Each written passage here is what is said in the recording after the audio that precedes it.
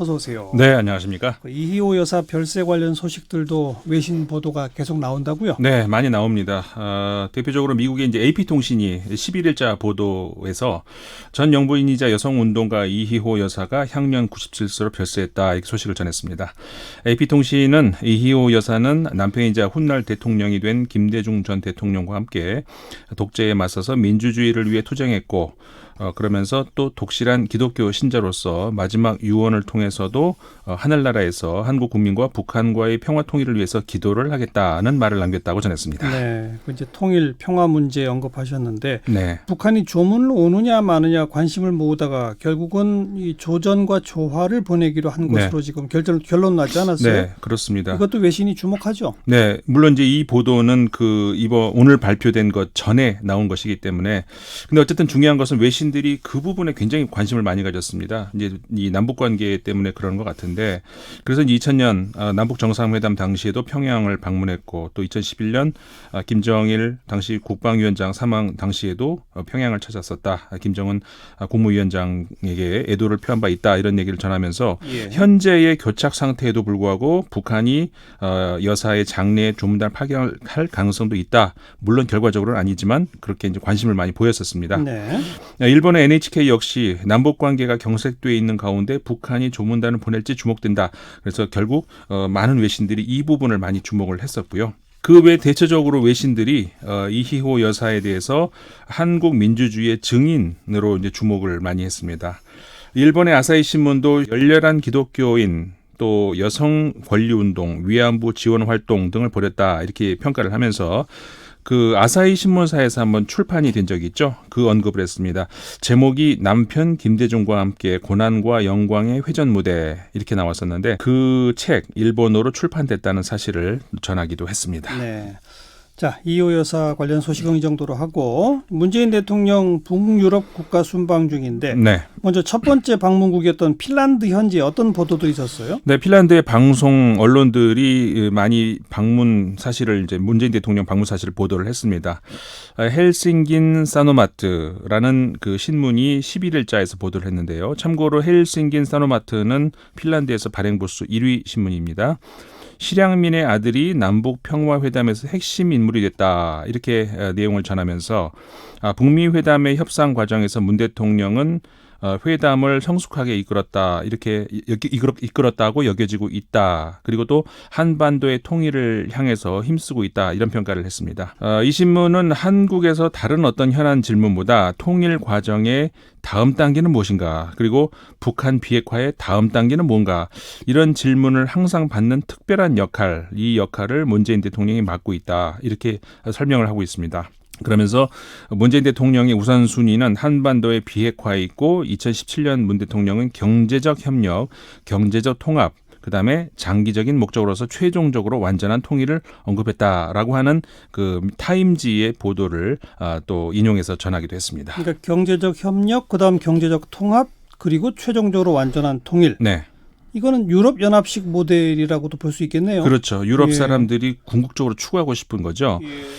그러니까 경제적으로 이해관계가 정확하게 일치하면은 결국 분쟁이 종식된다, 이런 유럽식 사고인데, 미국 타임지가 한번 보도를 했었죠. 그거를 인용 보도한 겁니다. 네. 이것과 관련해서 3차 북미 회담의 개최지로서 가능성, 그다음에 주선 역할, 이런 것에 대해서 이제 기자가 니니스테 핀란드 대통령이 질문을 했는데 이렇게 대답을 했습니다. 필요하다면은 좋은 외교 서비스를 핀란드가 제공할 가능성이 있다, 이런 뜻을 내비쳤다고 전했습니다. 네. 그리고 문재인 대통령의 방문으로 이 헬싱키와 부산 사이에 직항 항공편이 신설된다, 이런 내용도 전했고요. 그리고 일타 사노마트는 발행 부수 2위 신문입니다. 예. 국가적 영광이라는 제목으로 문재인 대통령 방문을 소개했는데요. 니니스테 대통령의 문재인 대통령의 영접을 보기 위해서 대통령 궁합에 이 인파가 운집했다, 이런 내용 전하면서 인파가 운집했대요? 네, 교통을 통제하고 대통령 궁합에 인파들이 많이 모였다고 합니다. 예. 인권 변호사 출신 문재인 대통령은 해외 일각에서는 노벨 평화상 후보가 될 것이다라고 보고 있다, 이런 내용도 전했습니다. 그러면서 핀란드는 오는 7월 이제 EU, 그러니까 유럽연합 의장국 수임 예정 국가거든요. 아, 그래요? 네. 그래서 이번 문재인 대통령이 스칸디나비아 국빈 방문을 하는 데 있어서 핀란드를 맨 첫 국가로 하는 것은 예. 상징적인 의미가 있다. 이렇게 평가를 하기도 했습니다. 예. 그리고 이제 노르웨이 방문 중이고 네. 오슬로 선언이 어떤 내용일지 아마 이제 주외신들도 주목할 것 같아요. 그렇습니다. 자, 그리고 우리나라에 왜 이북 오도청, 이북 오도위원회 이런 게 있잖아요. 네네. 이거에 대해서 조금 문제 제기한 외신이 있다고요? 네, 그렇습니다. 영국의 유력 주간지죠. 이코노미스트지가 최근 호에서 제기한 내용입니다. 북한을 관할하고 있다고 믿는 한국 관료사회. 이런 제목이거든요. 예. 이렇게 표현합니다. 녹음이 우거진 서울 북한산 자락에 주차장도 거의 텅 빌 만큼 한가한 그런 거대한 건물이 자리 잡고 있다. 이곳이 북한을 관할 구역으로 두고 있는 한국의 이북 5도 위원회다. 이렇게 소개를 했습니다. 예. 그러면서 이곳에는 북한 5도의 도지사뿐만 아니라 시장과 군수도 있고 소규모 정착촌을 위한 읍면 동장도 있는데 이북 5도 위원회의 존재의 목적이 불분명하다 이렇게 얘기를 하면서 이들 공무원들은 이북 5도에 발을 내디딜 가능성도 거의 없고 북한 정권과의 관계도 한국 통일부 소관이기 때문에 더더욱 북한과 관련한 일이 없다 이렇게 평가를 하고 있습니다. 네, 우리 청취자분들 가운데도 이런 게 있었어라고 몰랐던 분들 꽤 있을 것 같아요. 예, 근데 그럴 수 있죠. 국내 언론에서도 사실 관련 지적을 한 언론들이 꽤 있었고요. 네네. 영국의 이코노미스트 정말 좀 이런 영역까지 감시의 눈을 보내네요. 저도 많이 놀랐습니다. 네. 그러니까 이게 이제 전형적인 비효율적 기관이라는 그런 비판의 목소리 아니겠습니까? 그냥 상징성만 갖고 있는 기관인데, 예. 그렇죠? 그렇죠. 상징적인 거는 뭐 이해를 할 수가 있는데 그다음 보도가 이렇습니까? 이야기가 있습니다. 영국의 이코노미스트가 뭐라고 했냐면은 이곳 이북 5도의 전체 연간 예산 규모가 850만 달러. 그러니까 우리 돈으로 100억 원에 해당된다는 겁니다. 이런 예산이 주어지고 꼭 각 도지사에게는 매년 12만 달러, 그러니까는 우리 돈으로 1억 3,800만 원에 해당되는 급여, 거기다가 불특정한 업무 추진비로 연간 2천만 원이 추가 지급되고 있다고 합니다. 네.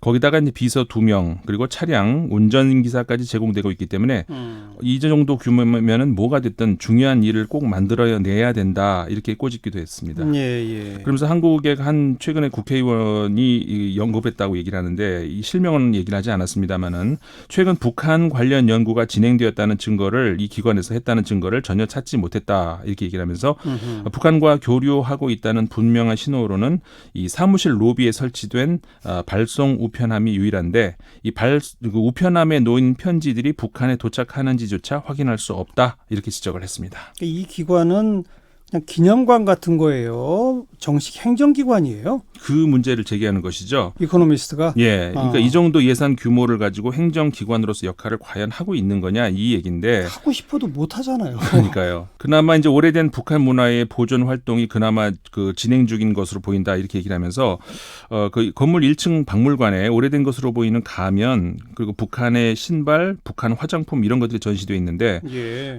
최근 창설 70주년 행사가 열렸을 때 화려한 가면 그다음에 한복 차림의 공연이 있었고 참가자들은 김치와 막걸리가 차려져 있는 행사장에서도 공연도 관람하고 했지만 그 이상의 활동은 알려지지 않았다 이렇게 얘기를 합니다.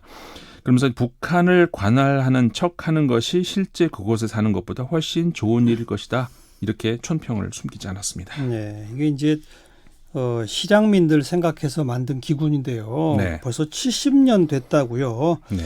앞으로는 이걸 어떻게 해야 할지 좀 꼼꼼히 살펴볼 필요가 있겠어요. 네네. 자, 그리고 북한의 중산층이 만들어지기 시작했다는 보도도 있다고요. 네, 이거는 러시아의 타스 통신이 지난달 30일 보도한 내용입니다. 잘 알려져 있지만 우리 제주에서 해마다 평화와 번영을 위한 제주 포럼이라고 하는 국제 행사가 열리죠. 올해 대회에 참석한 미국의 스탠포드 대학의 국제안보협력센터의 카타리아 젤웨거 연구원이 발표한 자료를 근거로 하고 있는데요. 예. 젤웨거 연구원은 이 발표에서 최근 수년간 북한에서 중산층의 출현이 목격되고 있는데 아주 부유한 계층이다. 대부분 이 상업에 종사를 하면서 상당한 돈벌이를 한다. 주택과 자동차, 핸드폰을 소유하고 있고 유행을 따르는 옷을 입고 값비싼 레스토랑에 다니면서 수입 담배를 피우는 사람들이다. 이렇게 소개를 하고 있습니다. 예. 그러니까 무슨 얘기냐면 어느 정도 부를 이제 축적한 사람들이라는 그렇죠. 것이죠. 예. 근데 이제 개인적으로가 아니라 사회적인 계급으로 등장하기 시작했다. 이게 이제 그 핵심이거든요. 그만큼 수적으로 많아졌다는 얘기고. 그렇죠. 뭐 개인적으로 뭐 자기 자신의 능력 혹은 행운으로 이제 재산 축적한 사람들이 있었겠죠. 과거에도. 근데 다양한 사회적 요인으로 인해서 이 과거에 없던 계급으로서의 중산층이 만약에 출현하는 것이라면은 이건 주목할 만한 일이라는 거죠. 네. 이 타스 통신은 젤베거 연구원이 말하는 이들 북한의 신흥 중산층이 그 북한의 카드 배급제가 실질적으로 작용하지 않고 또 정권이 더 이상 중앙 집권적이 되지 못하면서 그러니까는 무료로 국민들에게 식료품과 의복, 기타 상품들을 공급하는 것을 멈추기 시작한 시절에 자라난 세대다. 이들에게 큰 변화는 다름 아닌 의식의 변화다 이렇게 설명을 하고 있습니다. 예. 그러니까 집단 생산, 집단 배급 이 시스템 붕괴하면서 네. 생겨난. 네, 근데 북한 정권으로서는 예상치 못했던 그렇죠. 그런 사회적 계급. 그렇습니다. 음흠. 사실 우리 역사 속에서 보면은 대부분 사회 계층, 사회 변혁에 주도했던 그 계층이 그 중산층 아니었습니까? 예. 그러니까 북한에 이제 이 중산층이 출현한다는 건 상당 의미가 있을 수 있는데 그 타스 보도의 표현을 빌자면요, 중산층은 결정적일 때 생각을 할 줄 아는 사람들이다 이렇게 표현을 했습니다. 그러니까 스스로 결정을 내리고 판단을 한다는 의미에서 의식의 변화가 있다 이런 얘기인데. 기존의 북한 주민이라는 집단이 그 지배층의 지시에 억눌려서 이제 피지배 계층이었다고 할 수 있지 않습니까? 그렇죠. 근데 새롭게 부를 쌓은 이들은 자신의 삶 그리고 세계에 대해서 판단을 스스로 할 줄 안다는 의미에서 이제 다르다는 거죠.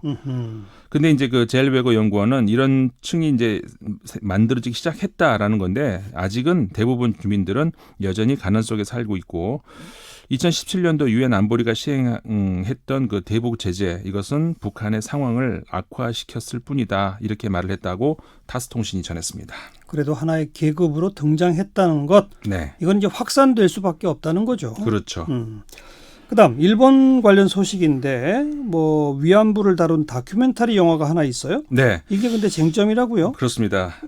지난 4월에 일본에서 주전장이라는 제목의 영화가 개봉됐는데요. 예. 감독이 누구냐면 일본계 미국 감독입니다. 미키 데자키라고 하는 젊은 감독인데 다큐멘터리 영화거든요. 예. 근데 이 영화 내용을 두고 최근 일본의 보수파 진영에서 속았다 이런 반응이 나오고 있다. 이렇게 일본의 도쿄 신문이 지난 5월 31일자 신문에서 보도를 했습니다. 보수파 쪽에서 네. 왜 속았다는 반응이에요? 그 영화 내용이요. 그러니까는 뭐 짐작하시겠습니다만 위안부 관련 내용입니다. 위안부가 과연 20만 명 있었는가? 과연 이들이 성노예였는가? 이런 논점에서 이제 대립하고 서로 이제 주장을 달리하는 그런 문제를 다가서는 그런 다큐멘터리 영화인데요. 예. 이 신문에 따르면 데자키 감독이 조치대학 대학원 시절이던 2016년부터 이 위안부 문제에 대해서 발언하고 있는 한국, 미국, 일본 세 나라의 논객들 30명하고 인터뷰를 한 작품이라고 합니다. 네. 그러니까 당연히 뭐 보수 진영의 논객들도 인터뷰에 응했겠죠. 예. 근데 지난달 30일 이 영화에 출연했던 보수계 논객들이 도쿄에서 기자회견을 열었다고 하는데 인터뷰에 응한 자신들이 속았다 이렇게 주장을 한다는 겁니다. 그러니까 뭐냐면은 이렇게 얘기를 합니다. 대학원생이라는 데자키 씨로부터 학술 연구라는 말을 듣고 협력을 했다. 편집이 중립적이지 않고 자신들의 발언이 잘려 있다. 공평하게 발언의 기회가 주어져 있지 않다. 이렇게 얘기를 하면서 그 보수계 출연자 7명의 그 이름으로 영화 상영 중지 처분을 요구하는 항의 성명을 냈다고 하고요. 네. 법적 절차도 검토한다. 이렇게 이 신문이 전했습니다. 그런데 일본 영화계 전체는 뭐 어떤 평가를 내립니까? 뭐 보수파 인터뷰한 사람들은 그렇다 치고. 네네.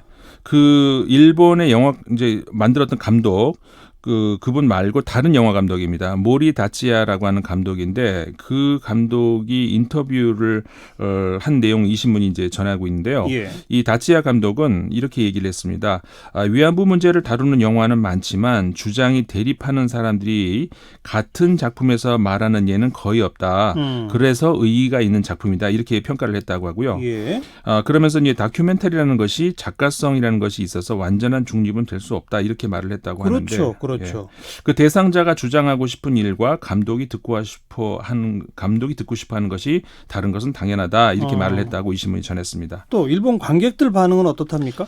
그 개봉 첫날 매진을 기록했다고 합니다. 아, 그리고 일본의 한 영화 사이트에서 관객 만족도 조사하는 게 있는데 거기 4위에 랭크가 됐다고 하고요. 예. 뭐 일본인들이 상당한 관심을 보였다고 합니다. 여전히 지금 상영 중인 모양인데 네. 그 출연한 보수 논객들의 그러니까 좀 민감한 반응을 이해할 수 있는 부분이죠. 인기가 있으니까. 그렇죠. 예. 근데 이 첫날은 남성 관객이 많았다고 하고요. 그 이후로 여성 관객들이 많아지고 있다고 합니다. 네. 이와 관련해서 이제 그 국내 매체인데요. BBC 코리아라는 매체가 직접 이 미키 데자키 감독하고 인터뷰한 내용이 있거든요. 예. 그 위안부라는 주제가 일본에서 약간 금기시되고 있는 주제, 뭐 우리 짐작할 수 있겠죠. 예. 그래서 이 극장에서도 우익 단체들의 공격이 두려워서 이 위안부 관련 영화를 좀 상영하기를 꺼려한다고 합니다. 아. 그렇게 이제 데자키 감독이 말을 했는데 예. 이 데자키 감독은 그 우익들이 이 영화를 내리기 전에 일본인이라면 꼭 봐야 된다 이렇게 말했다는 관객이 있었다 이렇게 소개를 했다고 합니다. 예, 예. 그래서 영화는 양측의 대립을 모두 담고 있고 관객들이 직접 와서 보고 얻어가는 것이 있으면 좋겠다 이렇게 말을 했다고 인터뷰에서 전했습니다. 제목이 주전장. 네, 우리도 좀 보고 싶네요. 그렇죠. 네, 네. 오늘 여기까지 수고하셨습니다. 네 고맙습니다. 국제문제평론가 인문결연구소 임상훈 소장이었어요.